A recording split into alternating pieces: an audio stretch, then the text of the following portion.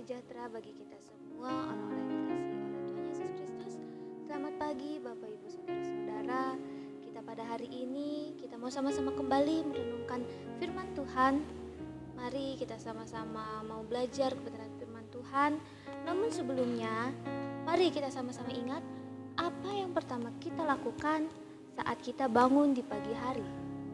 Mungkin ada yang saat pertama kali membuka mata, ia langsung mengecek handphone untuk melihat sebuah pesan, entah urusan pekerjaan atau pesan-pesan lainnya, hal-hal yang penting.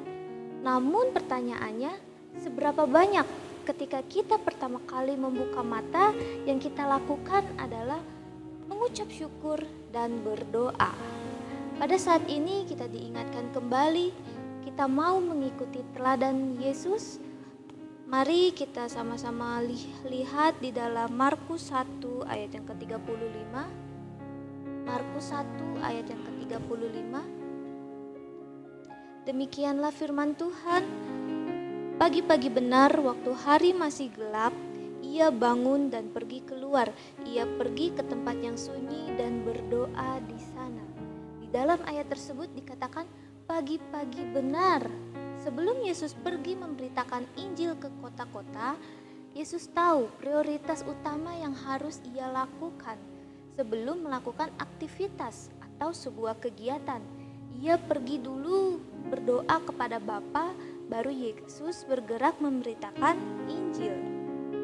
Yang mau kita pelajari pada saat ini adalah kita juga harus tahu prioritas utama yang harus kita lakukan sebelum melakukan segala sesuatu, sebelum melakukan aktivitas.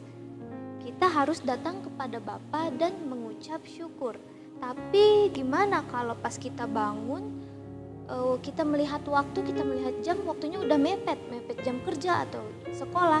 Ketika kita bangun, saat mata kita masih boleh terbuka, sempatkanlah untuk menaikkan ucapan syukur. Bilang terima kasih kepada Tuhan. Tuhan, terima kasih buat kesempatan yang Engkau berikan. Tuhan, terima kasih untuk penyertaan-Mu sepanjang malam. Atau Tuhan, terima kasih untuk nafas yang baru yang Engkau berikan kepada saya. Mengucap syukur itu tidak memerlukan waktu yang lama, tidak memakan waktu yang lama. Bayangkan ketika Tuhan sudah menunggu kita, Tuhan mau berbicara sama kita, Tuhan mau dengar ucapan syukur kita, tapi kita tidak menghiraukan keberadaannya.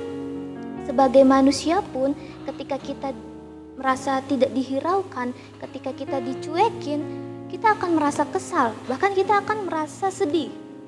Tuhan rindu ketika kita bangun di pagi hari, saat mata kita terbuka, yang pertama kali kita lakukan adalah mengucap syukur, berdoa, datang kepada Bapa. Apakah tadi saat kita terbangun, kita sudah mengucap syukur?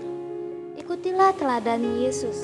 Datang pagi-pagi benar, datang kepada Bapa sebelum matahari terbit.